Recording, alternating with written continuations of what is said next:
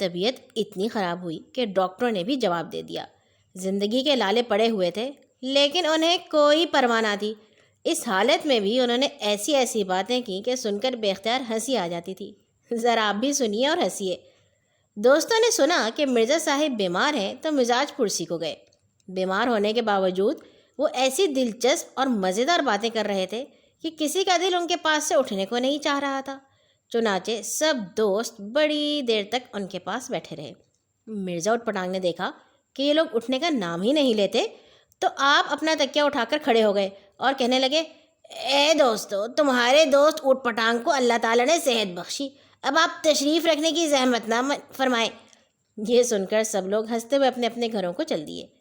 بیماری کے دوران مرزا اٹھ پٹانگ کو ڈاکٹر دیکھنے آئے تو انہوں نے پوچھا، کیوں بھائی، کھانا احتیاط کے ساتھ کھایا یا نہیں؟ مرزا صاحب نے جواب دیا، ڈاکٹر صاحب، میں نے کھانا احتیاط کے ساتھ نہیں بلکہ شوربے کے ساتھ کھایا ہے۔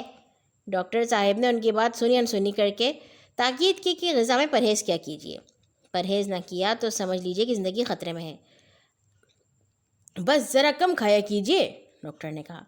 مرزا اٹھ پٹانگ کہنے لگے، ڈاکٹر صاحب، مجھ سے یہ نہیں ہو سکتا کہ کم کھاؤں، اس طرح تو میں تھوڑے دن اور جینے کی خاطر بھوک سے بھی ابھی ہی مر جاؤں گا۔ خیر، اچھا یہ نہیں ہو سکتا تو پانی زیادہ پیا کیجیے۔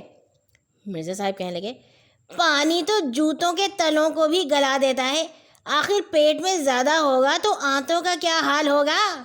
ڈاکٹر صاحب نے مرزا اٹھ پٹانگ سے پوچھا، میں کل جو گولیاں سر درد کے لیے دے گیا ان سے کچھ فائدہ ہوا؟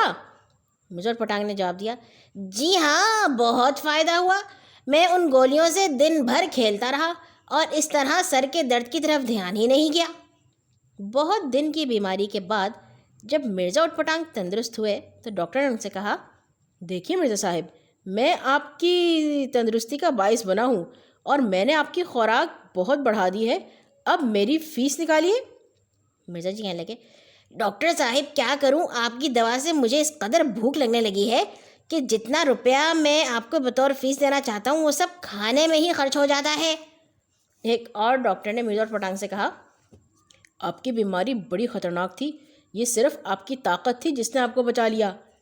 مرزا اٹھ پٹانگ کہنے لگے، امید ہے اب فیس لیتے وقت اس بات کا ضرور خیال رکھیں گے، کیونکہ اگر میرے جسم میں اتنی طاقت نہ ہوتی تو آپ کی دوا بیکار جاتی۔ ڈاکٹر صاحب بیچارے خاموش ہو کر رہ گئے۔ مرزا اٹھ پٹانگ کی بیماری کی کہانی ہو گئی ہے یہاں پہ ختم۔ اگلے ہفتے آئیں گے مرزا اٹھ پٹانگ کی کسی اور کہانی کے ساتھ۔ یہ کہانی کیسی لگی آپ کو بتائیے گا اس